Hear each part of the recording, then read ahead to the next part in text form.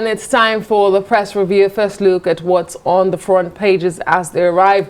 As usual, we'll begin with our sister publication. This morning, it's leading there with what the Nigerian president had to say yesterday. He says, my government invested in infrastructure for economic growth and prosperity. Riders to that story defend his administration's high debt profile, insists borrowed funds are tied to visible projects, inaugurates second Niger Bridge to others, road project, names Federal Secretariat Yenegua Bayosa after ex-president Goodluck Jonathan. Southeast governors shower encomiums on president for unveiling bridge. And of course, you have the leading picture there as the administration winds down and countdown to the incoming. Buhari attends farewell regimental dinner.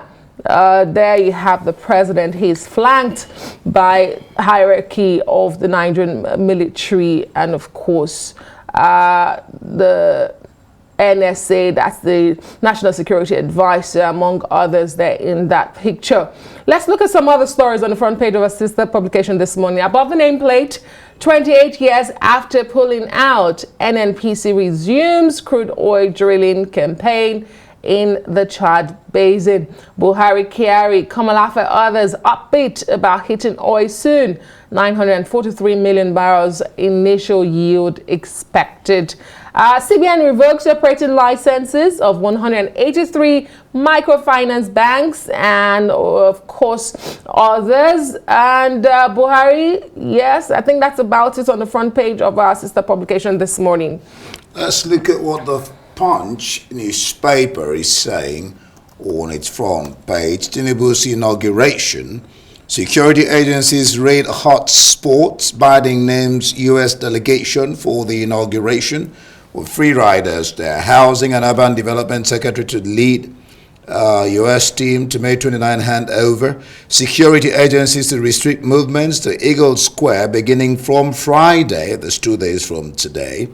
UK ex-PM Blair meets President-elect, says running government is a tough job. On the top mast there above the Punch logo, Tribunal, Atiku Obi tackle Tinubu as hearing begins to Tuesday. And then just what this was read a while ago, CBN revoking 179 microfinance banks and other licenses. Panic in Osho as 35 pupils hospitalized after inhaling tear gas. I'm also to blame as Lagos takes the shine that Dangote relocated refinery to Lagos. And most, of course, the former governor, Abiodun, the incumbent governor, is making this statement. The Guardian Nigeria this morning, leading headline on the front page, division over oil search in the north as NNPC returns to Lake Chad. And concerns as Buhari withholds assent to sexual harassment bills, days to exit. 6 days to go, Buhari clears over 40 pending memos, appoints agency heads. Let's look at the Daily Sun. 6 days to hand over. Buhari reveals secrets of certain decisions. Explain why he appointed female finance minister. Shut country's borders for long. Unfolds how Niger Republic, others will defend him if Nigeria disturbs his peace. And that's about the second time the president is saying this. He says the last time he was going to jet to Niger Republic if there was any trouble in Nigeria, jokingly, during the Salah homage paid to him a couple of weeks ago. Well, all the stories on the front page of the Daily Sun this morning. Southeast governors named second Niger Bridge after Buhari, of course, who unveiled or inaugurated the bridge yesterday. UK's ban on Nigerian students taking families with them effective January 2024. Tribunal merges Atiku APM petitions against Tinubu, commences trial on May 30. Kogi Attorney General versus the Attorney General of the Federation. Supreme Court cautions against continued harassment of Kogi officials pending outcome of suit. And Biden sends 9-man delegation for Tinubu's inauguration. This and many more on the front page of the Daily Sun. And it's good you added that he was joking. He was joking. Will run with that and say he hates his country. He was joking. All right, let's look at what Tribune is saying on its front page. Why I closed borders, banned rising pollution. This is Buhari talking. He says only God can effectively guard Lake Chad to Benin border, which is 1,600 kilometers. Explains why he chose women as ministers of finance. I said, if anybody forces me, okay, I think that's the same thing. Yeah. I have a good relationship with my neighbors. Niger people will defend me. That's why he thought. Okay, let's look at some other stories that Sheikh Kuti released on bail. Prepare for pandemic worse than COVID-19. WHO is warning. We hope it doesn't come to pass. Ekiti Airport to begin operation in October. How I want to be buried, okay. 14.3 million Nigerians aged between 15 and 64 engage in drug abuse. This is coming from the NDLEA. Now that's dangerous. NAS presiding officers, horse trading may accommodate North Central.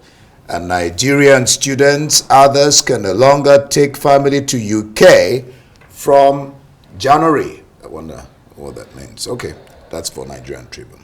All right, some international papers this morning. Let's take a look at The Independent. They have an exclusive. Revealed Braverman's third potential breach of ministerial code. Well, undeclared links to Rwanda be the breach that speeds Home Secretary to the exit. Suella Braverman has been facing fresh allegations of ministerial code breaches over her failure to formally disclose years of previous work with the Rwandan government. More headlines on The Independent just above there. Boris Johnson in the news again, referred to police over fresh claims he broke lockdown rules. That photo is of the former Prime Minister at number 10 with the so-called invited friends during COVID restrictions. Of course, they're blurred. And just above there, Harry loses his court case to buy police protection in Britain.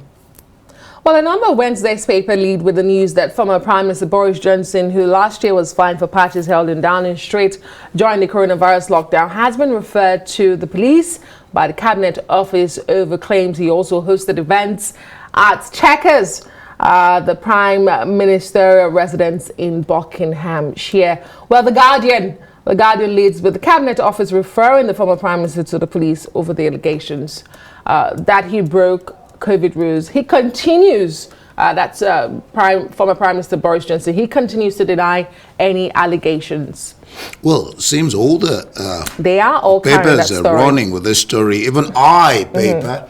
Let's look at what the is saying about this same issue. Johnson referred to police by Cabinet Office with some writers there. It says, new legal woes for former Prime Minister as papers from COVID era show friends visited Chequers in lockdown. Officials calling police over fresh claim of law breaking. Lawyers became concerned by details in Johnson's diary. And fighting, looks like we have Emmanuel Bello ready now. Fighting for his future, he blames abbreviated entries. All right, Emmanuel, good morning. Glad to have you join us on Daybreak this wonderful Wednesday morning. Let's look at what the news, this day newspaper is saying. I hope, Emmanuel, you can hear me. I hear you loud and clear. Good, fine. On its front page, Buhari, my government invested in infrastructure for economic growth and prosperity. That's one story there with some writers. Defense Administration's high debt profile insist borrowed funds are tied to visible projects. Inaugurates, of course, second Niger Bridge, and the people of the East are celebrating that bridge. On the top mast there, you have 28 years after pulling out, NNPC resumes crude oil drilling campaign in the Chad Basin. And then the CBN is revoking operating licenses of 183 microfinance banks and PMBs. Which story tickles your fancy there that you want to preview, Emmanuel? Well, I think it's the president, talking about his performance in office. I think that everyone will be attracted to that because, I mean, a lot of people have different views about his performance. Some people will say he has failed completely. Others will say, look, he didn't perform the way he was expected to perform. And they will point to many things.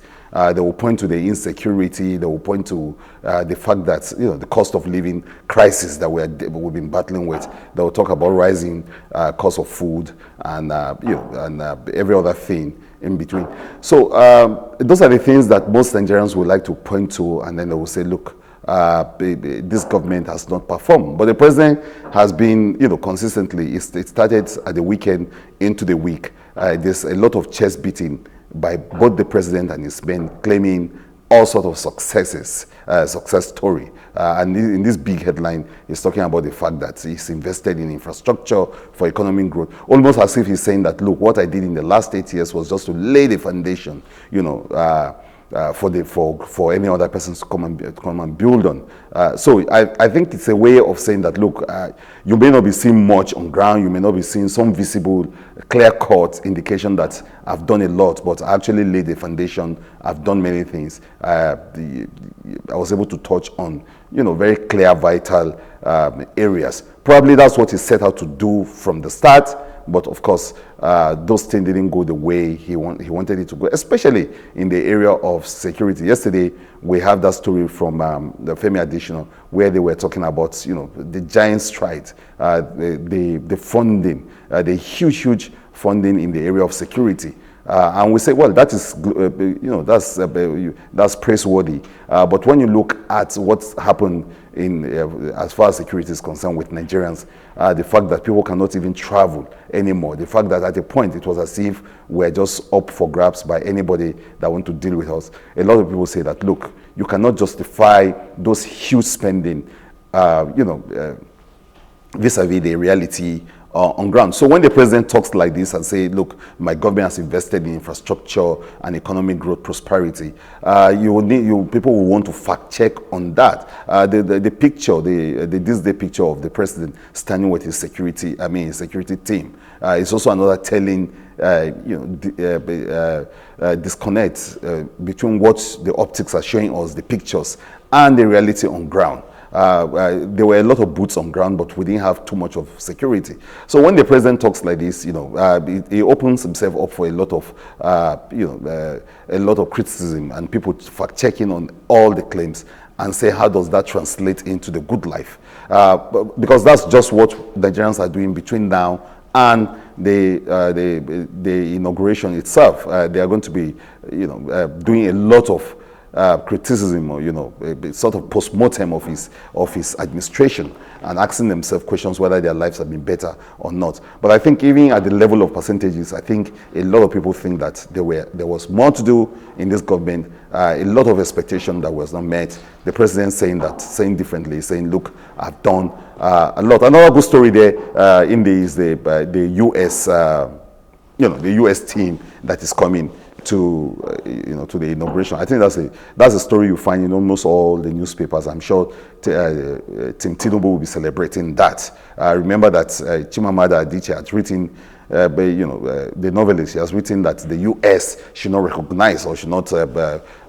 send their congratulations to incoming president. But now it's not just a congratulatory message, but we have Biden himself, US President Biden, sending a delegation. I think that is bound to excite the Tinubu base, but it's bound to really annoy the opposition. That gesture is about to annoy the opposition. But for the rest of us, it's curious to see how United States, a lot of people look up to that as the bastion of democracy. If they're going to really say that, look, there was an election and that they're supporting what happened in that election, to the point now that they're sending a delegation. But I guess maybe the US is probably just happy that there's a transition at all, because that's the foundation of all democracy, the peaceful movement or transition of power from one person to another. That's at the bottom of it. Probably flawed elections are not restricted to just Nigeria, because of course in the US you have those crises. Trump still believes strongly that the elections were rigged, and that it was not transparent.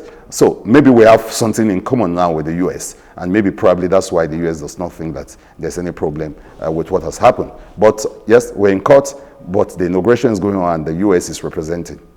Yes, Emmanuel, without prejudice to any of the cases at the tribunal, the inauguration will go. And speaking on that, that's the leading headline on the front page of The Punch this morning. Tinubu's inauguration, security agencies raid hot spots. Biden names U.S. delegation, and also there will be restrictions of movements to and around the Eagle Square beginning from Friday.